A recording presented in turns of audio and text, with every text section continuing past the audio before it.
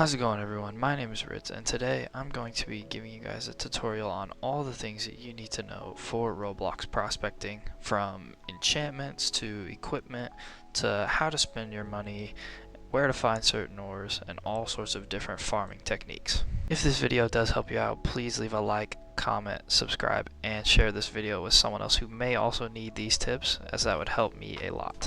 Also, there will be timestamps at the bottom of the video so you can skip through the video if you're just looking for a certain thing or just want to skip past a section. You'll be able to do that. And without further ado, let's get straight into it.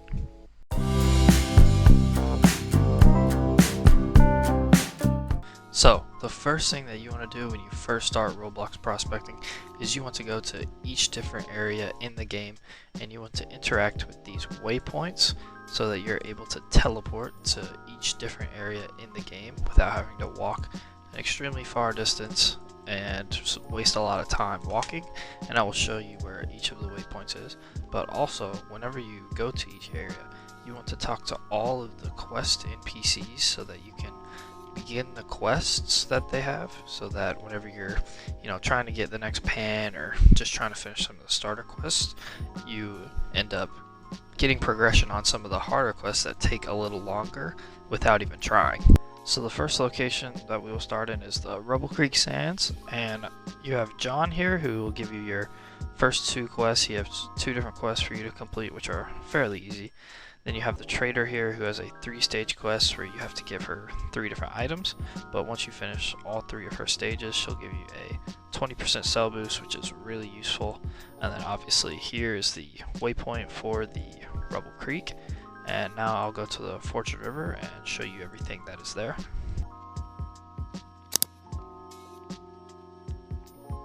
So this is the Fortune River, and you can see right here we've got our waypoint. So once you interact with it, you will unlock the waypoint for this area, and that way you'll be able to teleport from Rubble Creek to Fortune River relatively fast and save all that walking.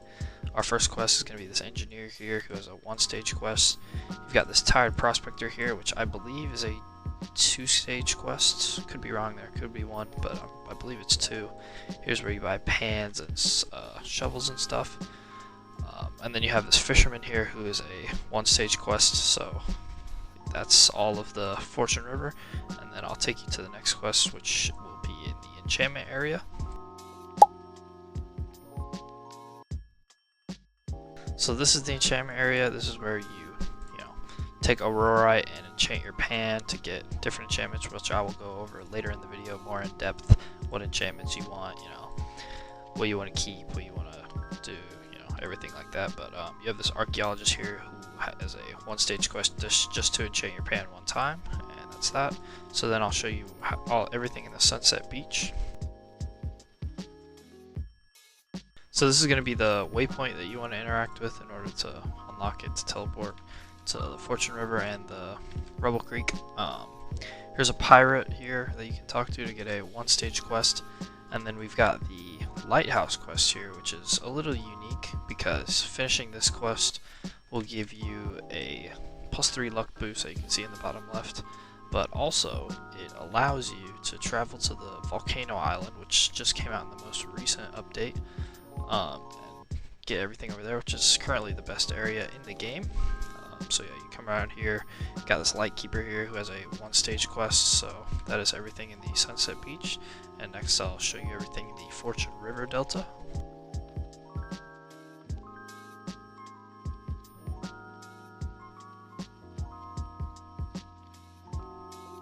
So this is the Fortune River Delta. This is the waypoint you want to interact with to be able to teleport to the Fortune River, Rubble Creek, and Sunset Beach.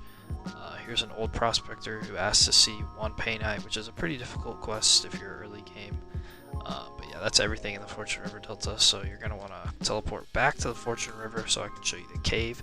Now with the cave, you do have to be at least level 15 to enter. So you can see in the bottom right, I'm level 31. So you at least have to be level 15 to enter. So I'll show you everything in the cave right now.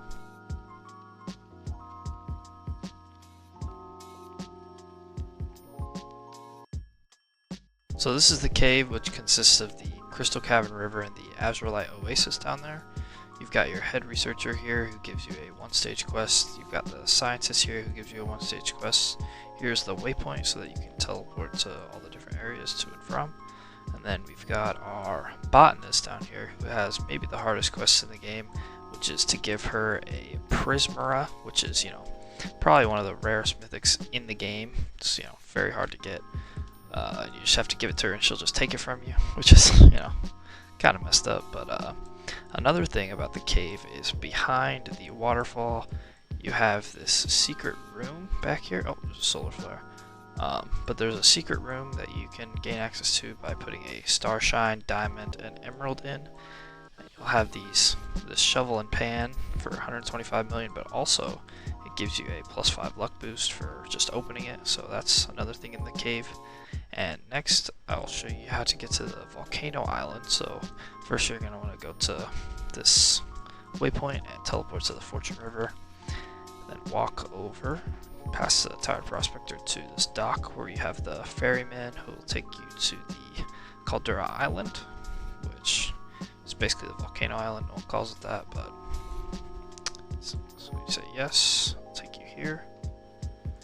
And then first you'll see the volcanic sands, which is where you want to be panning when you first get here, but I'll take you to the first area with a waypoint, so that way you don't have to talk to him every time. I'll take you to the waypoint and show you all the quests.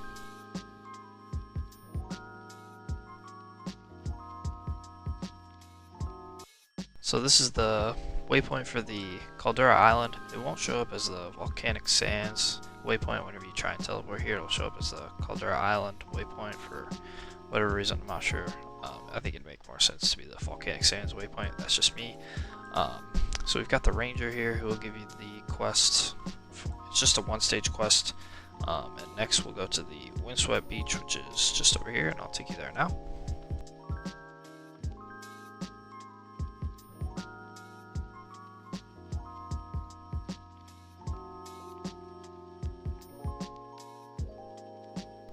So here's the waypoint for the Windswept Beach. It's also only got one quest here. You gotta talk to this paleontologist, and he also has a one-stage quest. So that's about it for the Windswept Beach.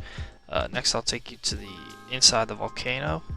So you're gonna want to teleport to the Caldera Island waypoint, and then I'll take you there now.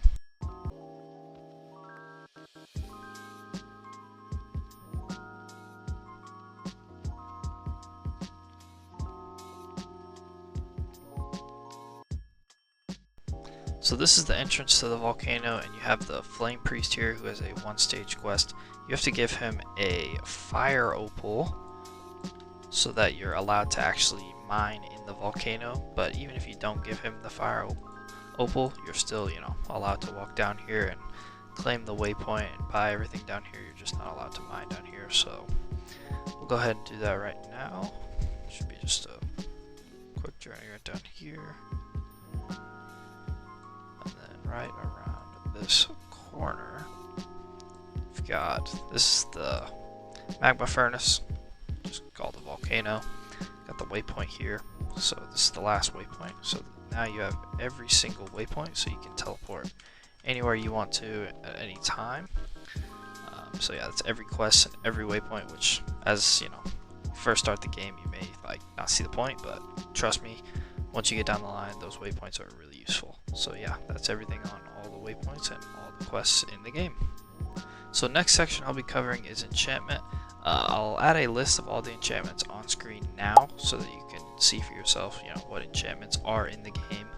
A lot of people ask me what enchantments are the best. Now, personally, here's what I would do. I would get destructive on my best pan until I can craft Apocalypse Rings. Now, if you have the Dragon Flame pan, what you're going to want to get is Titanic, because of the fact that it lowers the size by 10%. Titanic will raise it by, I believe, 20%, 25%, something like that. But also you're going to want to get Midas on another pan so that you can switch to that pan when you have a full inventory and sell for the sell boost. And switch back to the main pan once you go back to farming. Now, as far as enchanting goes, you want to enchant with Aurorite and not Aetherite. Aetherite you want to just sell because they do the same thing as far as enchanting goes. And yeah, that's basically everything on enchanting. Really quick, really simple. There's not much to it. But yeah, hopefully that helps you out. So the next section I'll be covering is equipment. A lot of people ask me, what equipment do you use? So here's my equipment right here. I use 2 different sets of equipment. So this is my set for mythic grinding. I use Phoenix Heart, Phoenix Wings, a Prismatic Star, and then 7 Apocalypse Bringers. But if I'm just farming, to get quick full inventories, I'll replace my Worst Apocalypse Bringer with the Moon Ring, and I'll replace my Phoenix Heart with the Celestial Rings, so that way I have a bigger capacity and I can mine it quicker with the Moon Ring. This is just personally what I prefer whenever I am just farming to get a full inventory and sell it to make a lot of money. So yeah, that's the equipment that I use right now.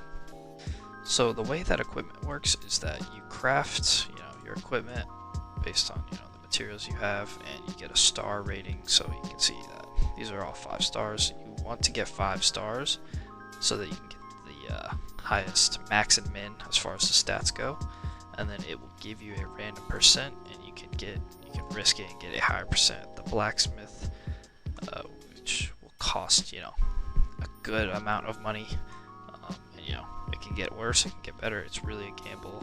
The blacksmith is not great. If you get a percent above 70 or 80, I'd keep it, because a lot of times you're just wasting money. But yeah, that's everything on the blacksmith and the equipment that I believe is the best in the game. One thing I forgot to mention is that I would not recommend focusing as much on your equipment if you're still in, if you don't have like the best equipment as far as pans and shovel go. If you don't have the best in the game, I would not recommend focusing too much on your equipment.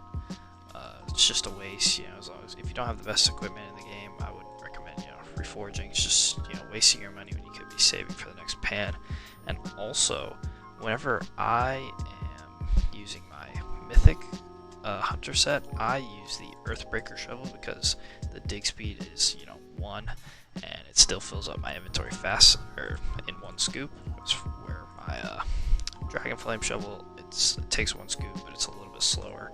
But whenever I switch to the just inventory set, I do switch to the Dragon Flame pan, or not Dragon Flame pan, Dragon Flame shovel, so that I can fill it up in 1 scoop.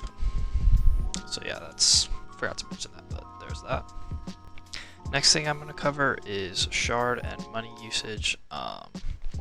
So when you get your shards, the first thing that I would recommend doing is just buying all of these ring slots. That's what's going to give you the most value out of the shards. But once you buy all of them, I would recommend, obviously buying totems, strength and luck. Wouldn't really worry too much about the merchant's potion. It's not that valuable, but you also have these potions here that you can buy with just money, and then these which you can buy with shards.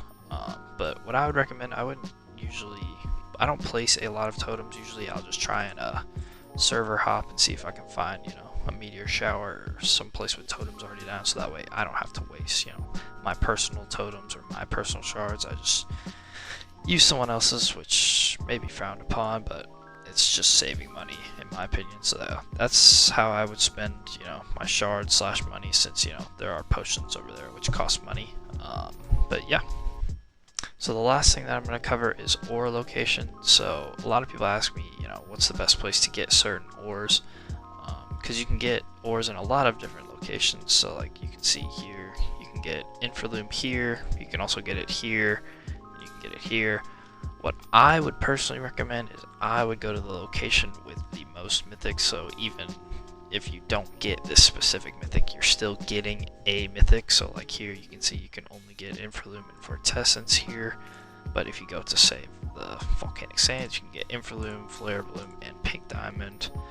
And you can go here and you can get Infralume, Vortessence, and Prismara. So I mean, either of these locations would be the best in my opinion. So like if you want to get a diamond, you can see you've got 6 legendaries here. You've only got 3 here, but then here you've got another 4. So I personally would go to Fortune River if I was trying to get a diamond, because even if I don't get the diamond, I'm still getting a different legendary. So yeah, that's how I would handle ore location. If you found this video informative, please leave a like and a comment. Subscribe if you want to see some more videos. Share this video with a friend if they've got some questions on prospecting. Leave a comment on what would you like to know in future videos. And yeah, enjoy prospecting.